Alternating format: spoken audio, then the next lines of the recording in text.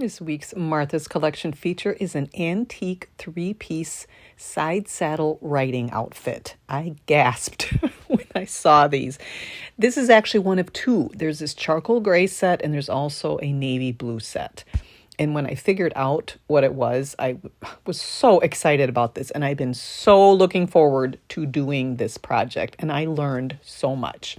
So we have three pieces. We have the jodhpurs, or also called breeches. We have the jacket. And I love this kind of fit and flare sort of silhouette on it. And it's nice and long. And then the main part of this that was so intriguing to me is this apron skirt, which is meant specifically for side saddle wearing. And it's configured in such a way, and I'm telling you, I learned so much from doing this. It took me a while to figure this out. I mean, you have to have, there was like pattern drawings for these skirts. They're really quite involved. But again, it's meant for being able to fasten it for both wearing on and off the horse. Now, unfortunately, this is one of the items that suffered the brunt of damage from mice. And that is mice urine that literally bleached through the wool and then they chewed through it as well. But I will address that to the best I can in a little bit. So first, some side saddle history. It goes back to the 6th century you can see depictions of on ancient artifacts, and it was popularized, though, in the 14th century after Anne of Bohemia rode side saddle to marry King Richard II of England in 1382.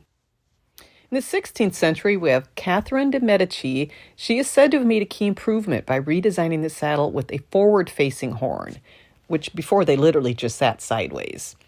In the 19th century, a second leaping horn was added, which made it much more secure, and it allowed women to be able to participate in racing and jumping and other things similar to men. So here's an image of that. And this is the first time that I've seen images of what a side saddle looked like. It really didn't make sense in my head, but now that I see the photos, it makes sense. So one foot goes in a stirrup, and the other leg is around the other support. So then it just kind of hangs on the side there, and you connect it to a strap inside the skirt. So side saddle riding declines popularity in the 1930s, where it's more acceptable for women to ride astride instead of aside. The showdown in Abbey helped cause a resurgence in side saddle riding, and that has been called the Lady Mary effect. So before 1875, riders wore long flowing skirts that were essentially dangerous. If a woman fell, her skirt could get caught in the stirrup, leading her to be dragged by the horse, sometimes to her death. So in 1875, a safety skirt was invented that buttoned up along the seams instead of just being stitched. And so it could actually be freed. It kind of would tear open. And then later in the 19th century, the design evolved further into what is now commonly called the side saddle apron, which is what this skirt is. So it's an open-sided garment with no back. Well, this has a short back, allowing the legs to be free, but still covering them from the front. So what era is this three-piece set from? So I looked to the snaps for a clue. They have this bird cage style with press stud or snap. But a close-up on the other half of the snap, the one has this patent date of 1903, but on the other half it has CF Co. and USF. And from what I can tell from research, that is the Car Fastener Company and the United Fastener Company. And from research, I learned that the two companies merged in 1928. So I am estimating this set to be from the late 20s, early 30s, which surprised me. I thought it would have been a little bit earlier, but if that research is correct, that the two companies merged at that time, then that's why both stamps were on that snap. But here's some other examples from other eras, which are similar and so lovely. So to the garment, due to that damage from the mice, there's no way I could sell it knowing it had that in it. So I took it outside, I had gloves on, a mask, and I just started off with just brushing it. So I'm kind of brushing off the thicker stuff, and then on the jacket, which wasn't as bad, fortunately, but of course it was right in the front. I took a soft toothbrush and kind of just worked on that. There was some that still wasn't coming out, so I had kind of to scrape it off. I had like this letter opener and was kind of scraping off the three-dimensional parts of it. So I just did that for a while, and then I decided to give the pieces some fresh air. So the next thing I did, again outside, I put in some boiling hot water into a spray bottle, and I just worked on the worst, starting on this worst area. And I took a bunch of rags, and oh my goodness, this is just the beginning. I did this over and over and over again, and just kept working it and blotting it and spraying it. And I did that quite a bit. And I'm just working on this one area to begin with. I just kind of took my time and just did each area one by one. And I know it's not just, I mean, there's dirt and other stuff also trying to work its way out. I'm sure this probably was never cleaned. And then I decided to bump it up, and I did a tea kettle of hot water, boiling hot water. And I had this mesh kind of table outside that I just kind of kept pouring it and flushing it, and it just was running throughout the bottom. And I just did that for a couple tea kettles worth.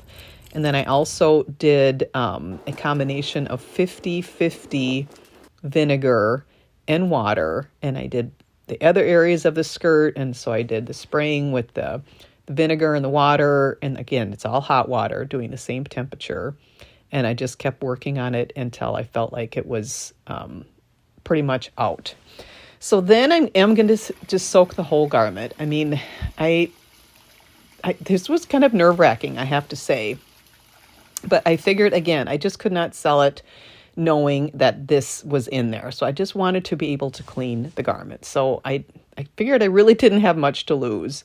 So I did the Heritage Park, which is a good cleaner for silk and wool. And I have a kind of a sling underneath. And people think you can't wash wool in hot water, but you can. What the thing that can cause felting is if you're changing temperature from hot to cold, that causes felting and also agitation.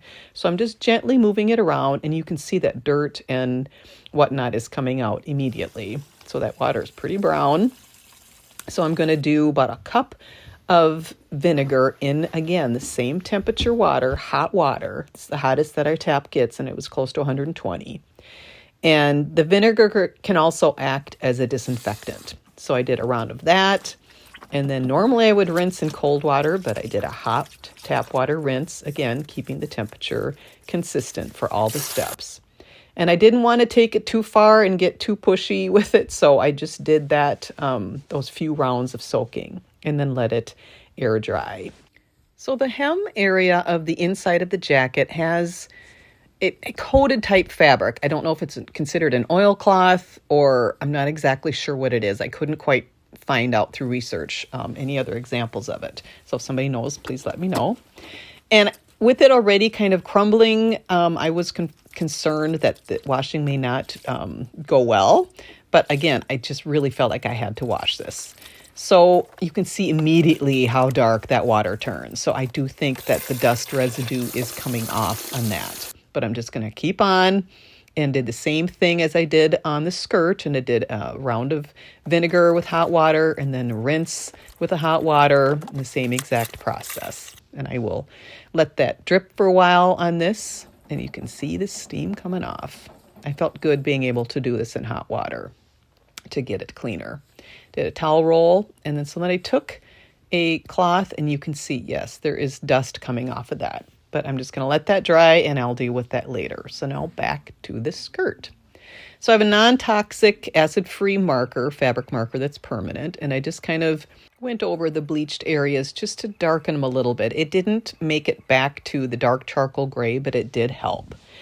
So now to address that hole at the hem, I had to go to this fabric store to get some, as best I could, matching fabric. And in their wool section, I did find one that was pretty close, and it was a really nice quality wool. And I just needed a little bit.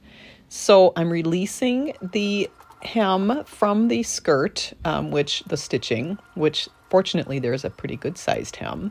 So I took a chunk of that, and then I'm going to replace it with that wool that I just bought. So I did a machine stitch at the bottom, and then I took to do the most minimal kind of bulkiness, I did this by hand on the sides, a kind of a butt stitch, so the seams are just butted together and then back and forth.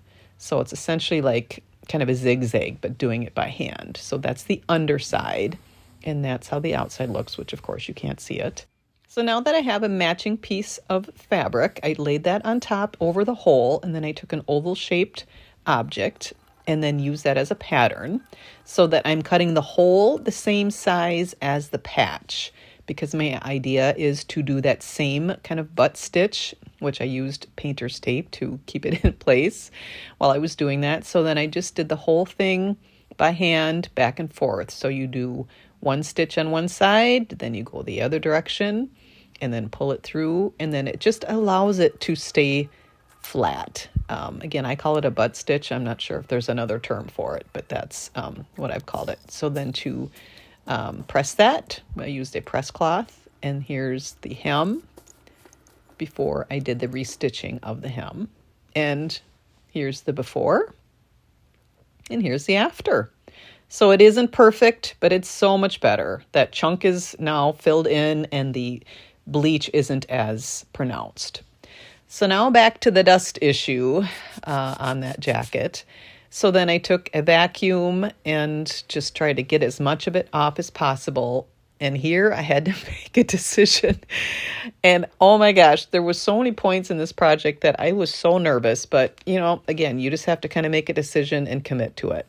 So I committed to coating that portion of the inside of the jacket with the melted beeswax using parchment paper and an iron. And happily, it did not go through to the wool. And it did do what I hoped it would by not having residue come off. So there is where it's coated, and here is where it wasn't.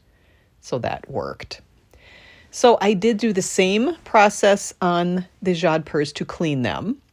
And I knew that there was a chance that the leather would not fare well at the knees, and I was correct. It did not. But again, I just felt like I had to clean them. So it got really stiff, and then in trying to soften them, there was a lot of crackling. But I'm still glad that I did clean them, and the new owner could replace that leather or remove it. So here's an inside look at the jodhpurs, and this required some skill to make these. You can see there's some really good reinforcement. The leather at the crotch actually fared quite well, and that did not have the issues that the knee leather did. And there's reinforcements and those seams, and this was meant for, this was meant for utilitarian. This really had some good quality stitching. So now here's an inside look on the skirt. So there's the waistband, which is covered in a sateen. There's the other side of the snaps there, and there's that short apron back. And then here's an inside, that's for the knee. And then here's that cotton sateen, and here's the foot strap, and here's that previous mouse zone area, which is now clean and repaired. And then here's where I took out that replacement wool piece inside the hem. And then we work our way back up to the beginning. So the jacket is lined in silk. It also has some underarm shields. And then here's that beeswax, which is now beeswax coated cotton at the hem. And again, I'm so happy that that did not go through to the outside wool when I was doing that process. I think it was a gamble, but I feel it paid off. And just some beautiful construction and beautiful quality materials. And I love it that now that this is clean, that somebody could actually, potentially with care, wear this again. So there's an inside view of that jacket. So let's see how it all goes together. Happily, this is an outfit that fit me. So I had some leggings on underneath and some socks so that I could put the jodhpurs on. Oops, lost my hat. And the jodhpurs have buttons at the calf area so that you would tuck them inside boots.